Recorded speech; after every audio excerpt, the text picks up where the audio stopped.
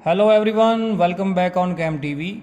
बच्चों, previous lecture तक हमने ट्रायंगल के कुछ बेसिक टर्म्स को जाना था, अलग अलग प्रकार के थियरम्स को सीखा था, अलग अलग प्रकार की जो कॉन्ग्रुएंसी के जो रूल थे उस रूल के बारे में हमें इन्फॉर्मेशन ली थी। आज का जो लेक्चर है उस लेक्चर के अंदर हमें एलिमिनेट किए गए कुछ टॉपिक के अलावा जो काम के टॉपिक है, यानी कि एक थियरम ऐसा है जो आपको प्रूफ के साथ क्लियर करना है, उसके बारे में डिस्कस करनी है। ठीक है, हमने अलग अलग प्रकार के बहुत सारे ऐसे थियरम हैं जो देखे। हमने एंगल साइड देखा, साइड एंगल साइड देखा, एंगल देखा, साइड एंगल साइड देखा, साइड देखा। क्लियर, ऐसे बहुत सारे एंगल्स के बारे में हमने डिस्कशन किया। अब आपको इसके अंदर क्या ध्यान रखना है वो चीज़ समझ लो अच्छी तरीके से, कि आप लोग जो है एक बात दिमाग में बिठा लो कि आपको इस चैप्टर के अंदर बहुत से ऐसे टॉपिक मिलेंगे जो कुछ काम के नहीं हैं। हमें जो काम का होगा वही चीज़ हम पढ़ेंगे, बाकी हमें पढ़ना नहीं है। ठीक है, तो सबसे पहले टाइटल लगाइए। आज का हमारा जो टॉपिक है वो है थियरम नंबर 7.2। Theorem number 7.2। उसका जो स्टेटमेंट है वो स्टेटमेंट क्या है? स्टेटमेंट है एंगल्स opposite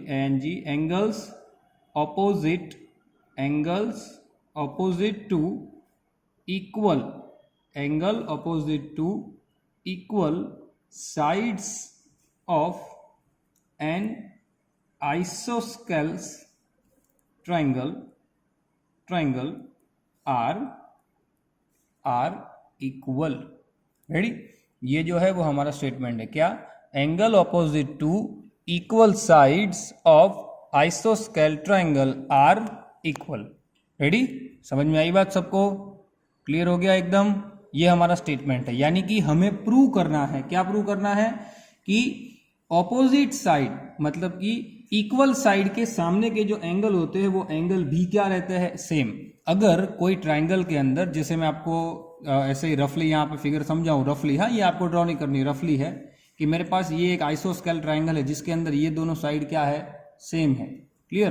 तो ट्रायंगल एबीसी में ये दोनों साइड अगर सेम है तो इसके सामने के एंगल ये दोनों भी क्या रहेंगे? सेम। बराबर, ऐसा स्टेटमेंट ये कह रहा है कि एंगल जो होते हैं वो इक्वल होते हैं। कौन सी? ऑपोजिट साइड के। वो साइड कौन सी होनी चाहिए? वो साइड क्या होनी चाहिए? इक्वल होनी चाहिए। ठीक है, अब मैंने आपको पहले से एक चीज सिखा हुई है चैप्टर नंबर 6 से, कि आप जब थियरम लिख रहे हो तब आपको 3 चीजें लिखनी पड़ती है। कौन कौन सी? एक आपको लिखना पड़ता है गिवन। रेडी, एक आपको लिखना पड़ता है टू प्रूव, मतलब आप प्रूव क्या करने वाले हो, और एक आपको लिखना पड़ता है प्रूफ, जो आप प्रॉपरली क्या करते हो? प्रॉपरली आप प्रूव करते हो। समझ में आई बात? रेडी, 3 चीजें आपको लिखनी पड़ेगी। अब गिवन के अंदर हम क्या लिखेंगे?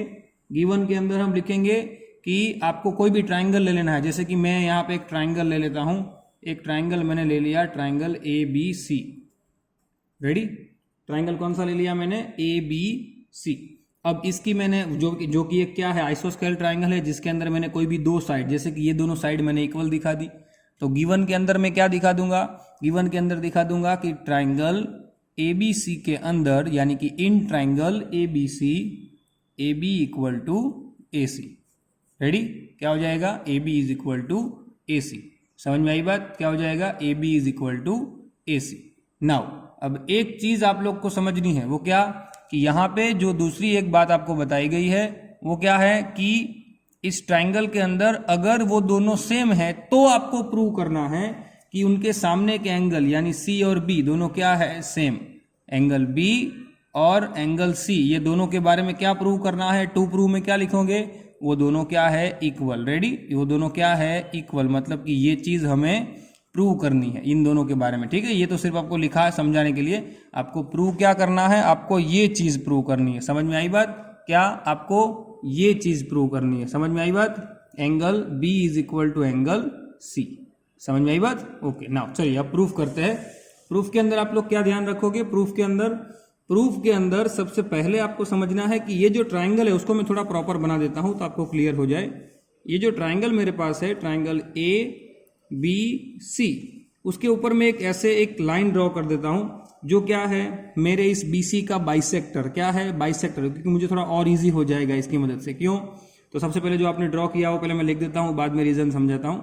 इन ट्राइंगल ABC, सबसे पहले क्या कर दिया मैंने, ड्रॉ बाइसेक्टर, क्या, draw bisector of angle A which intersect line BC at point D। Clear ना, BC लाइन को जो D पॉइंट पे क्या कर रहा है, इंटरसेक्ट कर रहा है, बराबर।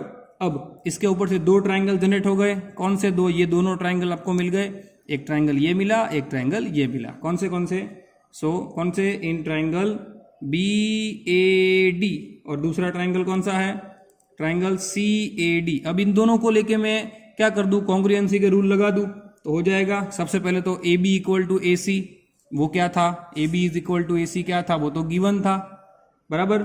दूसरा एंगल A, ये दोनों एंगल जो है, दोनों एंगल वो दोनों कंस्ट्रक्शन के हिसाब से सेम हो जाएंगे, क्लियर ना, क्योंकि वो एंगल आपको दिख ही रहे, बाइसेक्टर है इसलिए। तो BAD is equal to angle CAD, किसके ऊपर से लिख सकते हैं, ये हम लिख सकते हैं बाय कंस्ट्रक्शन, रेडी ना, क्या लिख सकते हैं, बाय कंस्ट्रक्शन, ओके। नाउ अब AD is equal to AD, वो तो कॉमन लाइन हो गई दोनों ट्राइंगल में, ये ट्राइंगल के अंदर AD इस तरफ भी है और इस तरफ भी है, बराबर। सो बाय SAS दिख ही रहा है आप लोग को, देखो साइड एंगल साइड, इस तरफ भी side angle side, by SAS rule what we can say, triangle BAD is congruent with triangle CAD, ready, ये चीज हमने प्रूव कर दी बाय SAS रूल, ओके।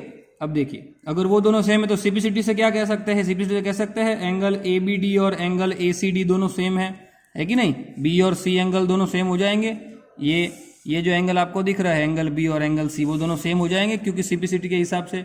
और अगर वो दोनों सेम है तो हम क्या कह सकते हैं, angle B is equal to angle C, ready. और वही चीज हमें लानी थी, देखिए 2 प्रूव में क्या लाना था, B is equal to C लाना था, है ना, B is equal to C लाना था। सो बच्चों ये जो चीज़ है वो बहुत काम का टॉपिक है, अच्छी तरीके से आप लोग एक बार देख लो इसे तो आपको क्लियर हो जाएगा कि ये जो है टॉपिक, ये जो थियरम है वो 4 मार्क्स में पूछा जा सकता है, बराबर। आपकी जो एग्जाम है एनुअल एग्जाम, उसके अंदर भी आ सकता है, क्योंकि एलिमिनेट किए गए जितने भी टॉपिक है उस टॉपिक के अंदर से जो थियरम है उसमें से एक मात्र थियरम ऐसा है ये जो ट्राइंगल के अंदर जो आपको प्रूव के साथ क्लियर करना है, ठीक है। समझ में आई बात, तो अच्छी तरीके से इसको लिख लो। अगले लेक्चर के अंदर हम कुछ स्टेटमेंट के बारे में डिस्कस करेंगे और फिर वहां पे चैप्टर पूरा करेंगे, क्योंकि आपको चैप्टर के अंदर किसी भी प्रकार के न्यूमेरिकल पढ़ने नहीं है, ओके। चलिए मिलते हैं अगले लेक्चर में, till then thanks a lot.